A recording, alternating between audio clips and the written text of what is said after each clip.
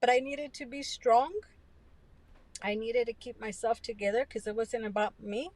It was about Dorian needing me and reassuring him, like I said, that everything was going to be okay.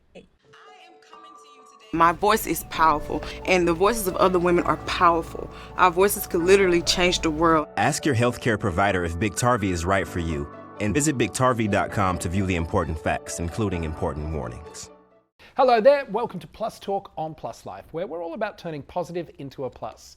Today, we're talking about HIV and how it affects the parents of those diagnosed, and joining me is a parent. Her name is Eddy. She's the mother of Dorian, who was a guest a few weeks ago. Hi Eddy, good to see you. Hello, nice to see you too. Thank you for making the time. I know you're on your way to work, that's why you're in the car, but I really appreciate you having this conversation because, you know, we always have guests on the show and it's people living with HIV and from their perspective. Way back, we had my parents on to talk about how they felt when I was diagnosed, but today we're going to talk about how you felt, and I feel like your situation is pretty unique. Do you want to tell us why?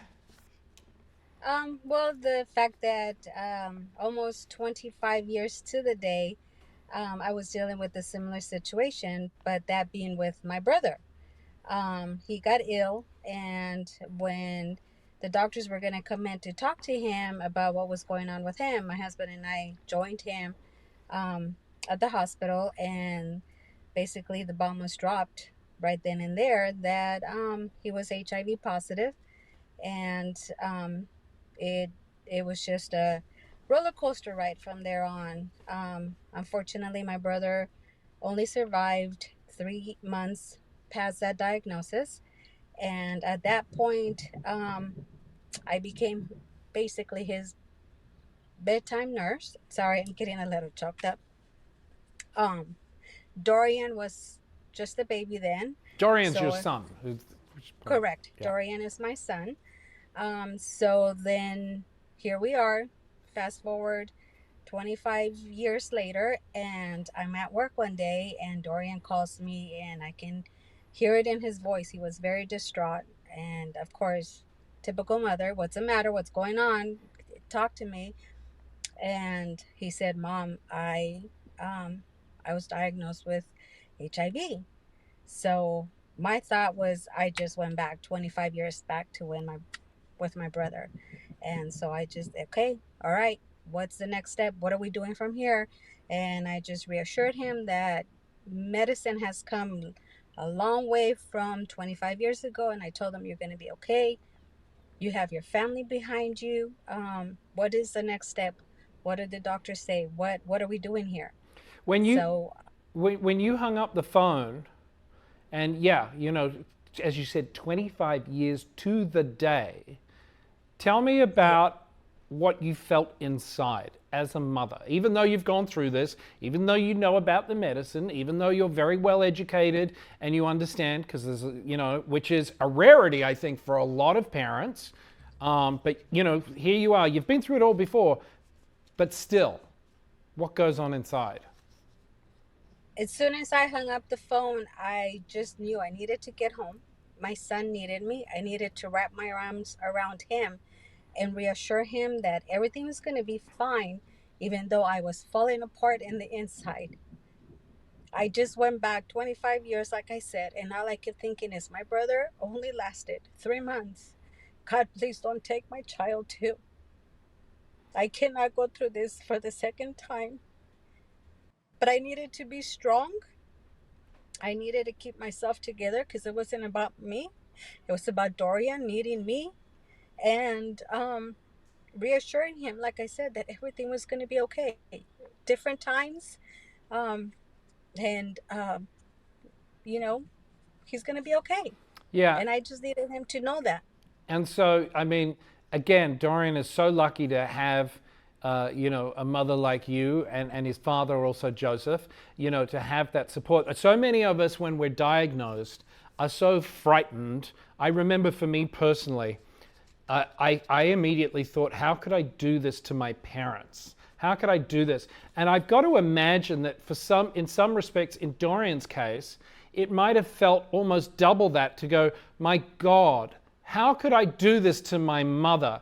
Did you guys ever have a conversation like that? And how did you grapple with that? And as you say, wrap your arms around him and assure him that it doesn't matter, honey, we'll get through this. Exactly. And that's just what happened when we met up at home. Obviously he broke down, and he was just in shock, like, the rest of us, as to, what his reality is now, and how he was blindsided by this. And like I said, I just kept telling him, it's all going to be okay. We're going to get through this together. Dad, your brother, we're with you. And we just need to, go on from here. What is the next step? That's all I kept telling him, is what is the next step? Where do we go from here? And you're going to be okay. I know you're going to be okay. Yeah, it's sort of that survival mode you kick into, isn't it? I mean, I remember again, Correct. it's kind of like, well, what's done is done. So what do we do? What are the next steps? Exactly. So would you agree with the comment statement then that education is key in the first days, minutes, hours, or whatever of dealing, is getting yourself up to speed on what HIV means in this day and age?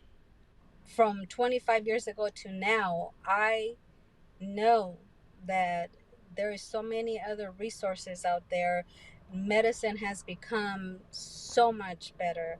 Um, and I know that my son has a very good uh, chance at this, to where I feel that my brother was cheated out of it, and he didn't have that opportunity.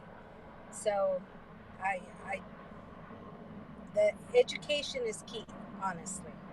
Exactly. Education is key.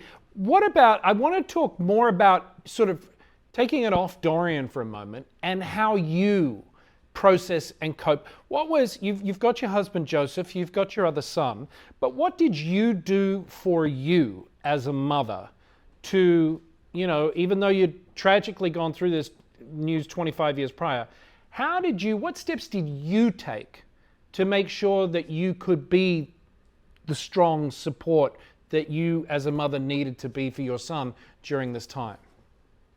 You know, um, Me as a person, I have always been one to just kind of stuff my feelings and show the world that everything's okay. And that's exactly what I did. My number one concern was making sure my son was okay, and that he felt supported, that he felt um, not alone. So I was the last of my worries. I honestly just became focused with my son, making sure that he was okay. He did go into a period of a dark place. I was worried about him being in that place. And my number one concern and focus was get him out of there. Get him out of there with however and whatever I could do to get him out of there. We sat down, we talked. Um, we were very openly honest with each other, and he expressed to me how he didn't want to deal with this. He just didn't want to deal with, I guess, the stigma that comes behind it, and having to face life, society. I don't know. And as hard as it was for me, my job is to be there for my children, to support them, to know that I'm behind them 100%. I've always told them, no matter what, I will always be their biggest fan, their biggest cheerleader. And I just told them, it's about you right now.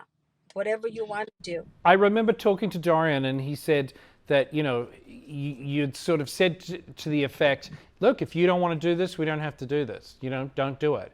Correct. That's got to be a hard thing for a mother to say to a child when you know that that's quite possibly the worst case scenario. How do you Correct. navigate that, Eddie? My focus was him and his state of mind. I didn't want him to feel that he was um, breaking my heart, that he was gonna do something tragically that would just break me down.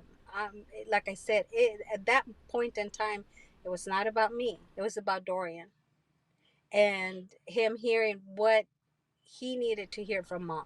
When you hear him saying, I don't want to do this, and it's largely based because of the stigma, how do you feel about that? That we are still in a place where we were 25, 30, 40 years ago when it comes to how people think of people living with HIV? It's very frustrating. I know it's hard for people to understand, but until you live it physically and you have it in your own home, there's some people that you just won't, no matter what you say, no matter what you do, you won't get them to understand. Thank you so much for your time. Thank you for sharing the story. And Thank you. thanks for being an awesome mom too. Well, thank you. Thank you, guys. Thank you for doing this so that other people like my son have a place to go to and realize that they're not alone. Yeah. There's tons of people out there in the world dealing with what they're dealing with. And that's why we do it. That's going to do it for this episode of Plus Talk. Thanks for joining us. If you want more information, check out our website, pluslifemedia.com. And remember, you can follow us across social media platforms. We are at Plus Life Media. Eddie, thank you. Until next time, take care of each other. Be nice. We'll see you soon.